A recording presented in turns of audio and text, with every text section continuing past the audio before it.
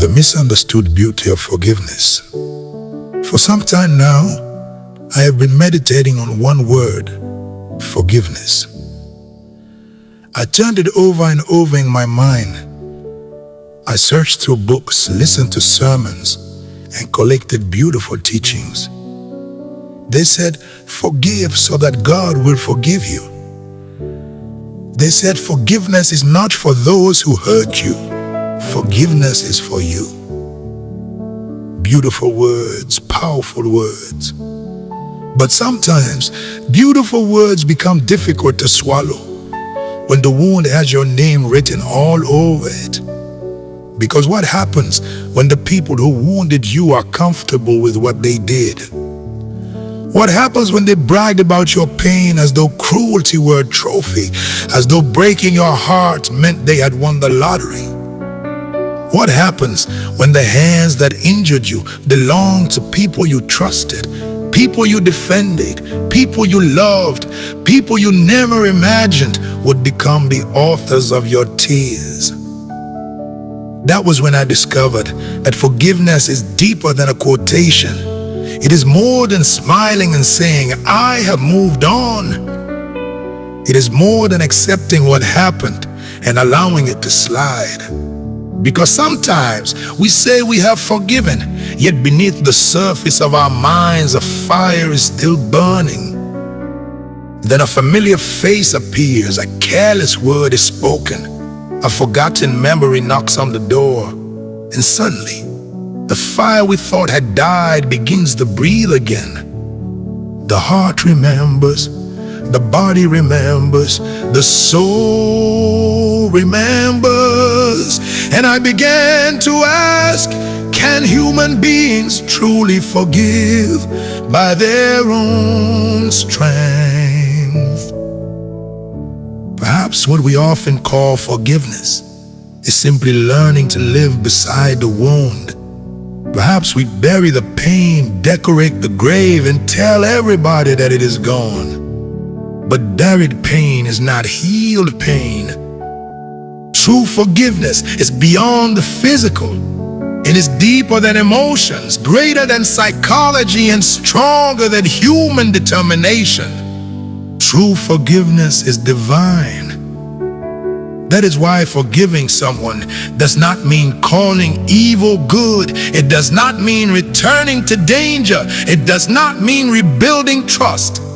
Without repentance, true for change.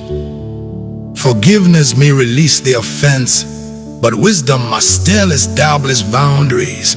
Forgiveness is not weakness. It is not surrendering justice. It is refusing to allow another person's darkness to become permanent darkness within you.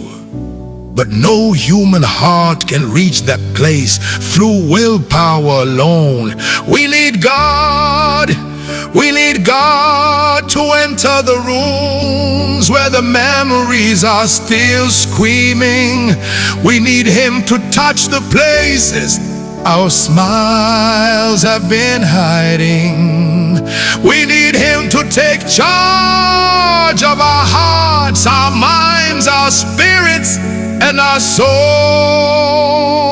because forgiveness is not pretending that the wound never happened. It is asking God to stop the wound from becoming our identity. It is saying, Lord, I cannot forgive this with my human strength. My mouth may say the words, but my heart is still bleeding. So forgive through me, love through me, heal what they damaged, and remove the poison without removing the wisdom. Forgiveness is not one beautiful moment. Sometimes it is a journey. Sometimes we must forgive again each time the memory returns, not because our first prayer was false, but because healing has layers, and every layer needs grace. So, if you are struggling to forgive, do not condemn yourself. Bring your honest heart to God. Tell Him, I am angry, I am wounded, I remember, and I cannot do this alone.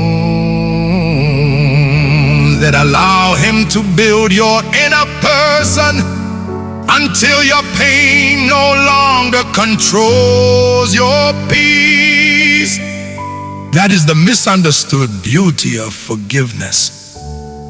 It is not the victory of the person who wounded you. It is not permission for them to continue hurting you. It is the miracle of God removing their fingerprints from your future. Forgiveness is divine, because only God can take a heart filled with fire and teach it how to burn with light instead of revenge. And when that happens, you have not simply let the offender go. God has finally set you free.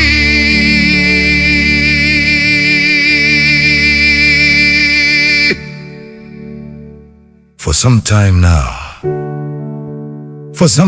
now, I have been meditating on one word: forgiveness. For some time now.